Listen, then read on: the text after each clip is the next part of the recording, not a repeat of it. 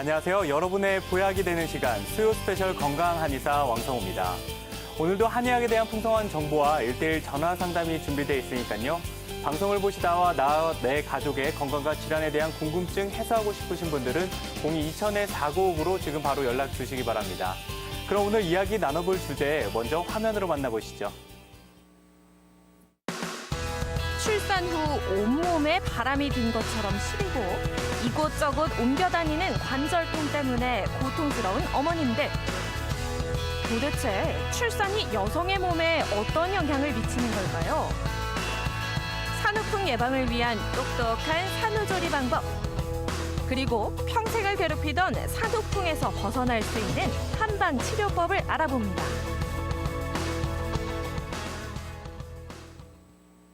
오늘 건강한 의사에서는 많은 산모를 괴롭히고 걱정하게 만드는 산후풍과 그리고 산후풍을 예방하기 위한 산후조리에 대해서 자세히 이야기 나눠볼 텐데요.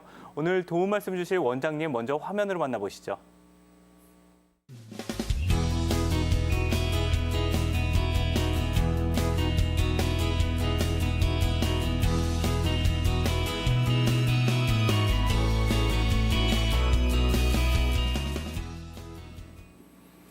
지금부터 건강에 대한 궁금증 있으신 분들이나 원장님과 1:1 상담 원하시는 분들은 02-2000-4959로 연락 주시기 바랍니다. 오늘 함께할 안상호 원장님 자리에 나오셨는데요. 인사 나눠보도록 하겠습니다. 안녕하세요. 네, 안녕하세요.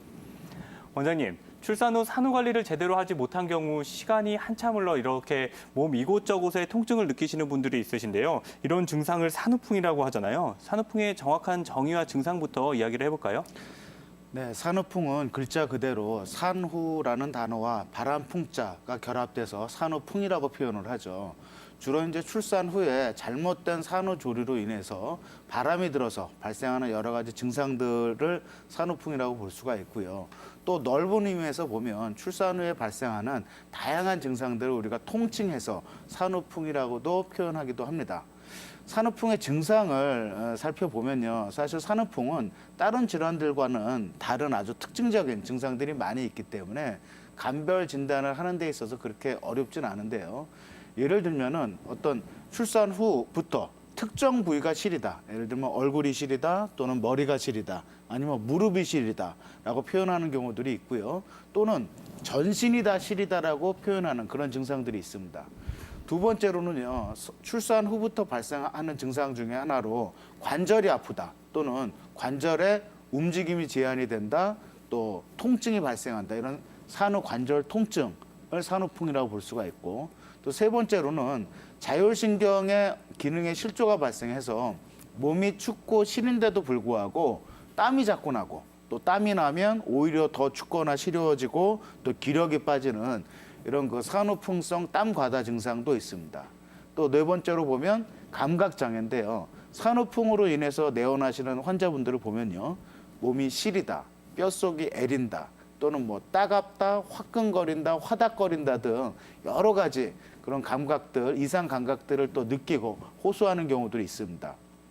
물론 출산 후에 이런 산후풍으로 인해서 기력이 저하가 되고 무기력증이 발생하고 또 이런 산후풍들로 고생하게 되는 경우에 어떤 우울증, 불면증까지도 발생하고 있기 때문에 이러한 증상들을 저희가 한의학에서는 통칭해서 산후풍이라고 이렇게 진단을 내립니다.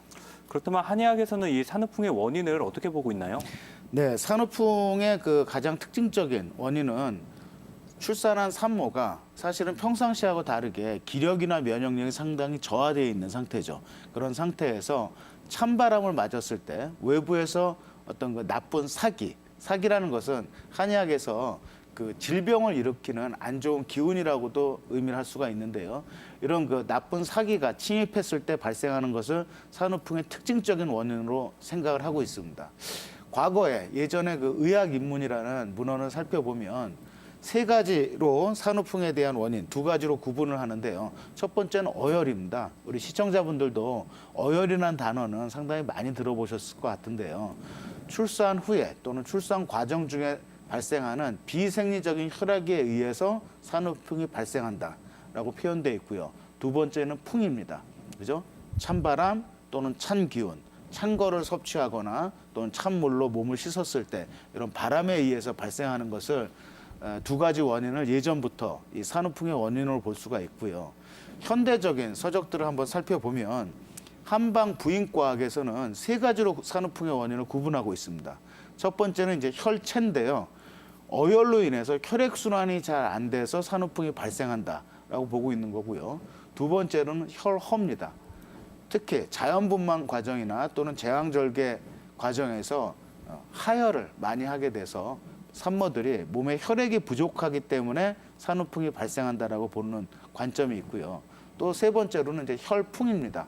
몸에 혈액이 부족한 상태에서 바람을 맞았을 때 산후풍이 발생한다. 이렇게 원인을 규정하고 있습니다. 또한 최근에 중국 중의과대학의 부인과 교과서를 살펴보면 이러한 정의가 있습니다. 출산 후에 기혈이 부족한 상태에서 또 현대적으로 보면 이제 면역력이 떨어진 상태죠. 그런 상태에서 외부의 찬 기운에 대한 방어력이 저하가 됐을 때 찬바람이나 찬 물건과 접촉했을 때 산후풍이 발생한다라고 명확하게 산후풍의 원인에 대해서 정의가 내려져 있습니다. 그렇군요. 이렇게 면역력이 떨어졌거나 외부에 찬 기운이 왔을 때 이런 산후풍이 발생한다고 했는데요. 좀 더 자세하게 이야기를 해볼까요? 그럼 산후풍이 주로 발생하는 산모들은 어떤 원인들 때문에 발생들을 하는지 좀 더 얘기해 볼까요?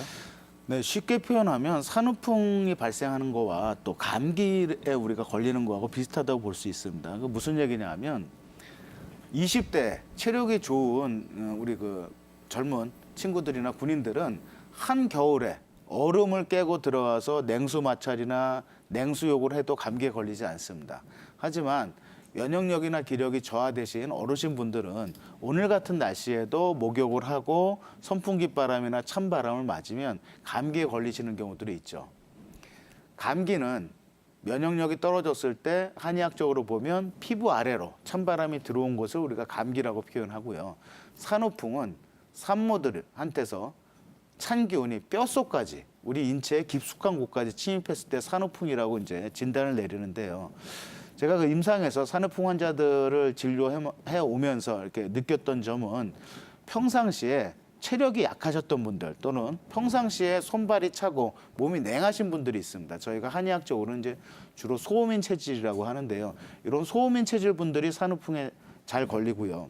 또 두 번째로는 임신 중에 초기부터 입덧이 심해서 제대로 식사를 못 하셨던 산모들이 있어요. 이런 분들은 당연히 기운이 안 좋고 산후풍 발병 확률이 높습니다. 또 세 번째로는 자연분만이나 제왕절개 과정 중에서 이 출산 시간이 너무 기신 분들, 특히 초산인 경우에는 자연분만 시에 진통이 20시간이 넘어가기도 하죠. 이런 분들한테 산후풍이 잘 발생하기도 하고요. 또 이 기력이 약한 상태에서 제왕절개 수술을 받으시거나 또는 하혈을 많이 한 산모들, 또 마지막으로 출산 후에 몸 컨디션이 안 좋은 상태에서 외출을 하시거나 무리한 일을 하셨던 그러한 산모들한테서 대표적으로 산후풍이 잘 발생하고 있습니다.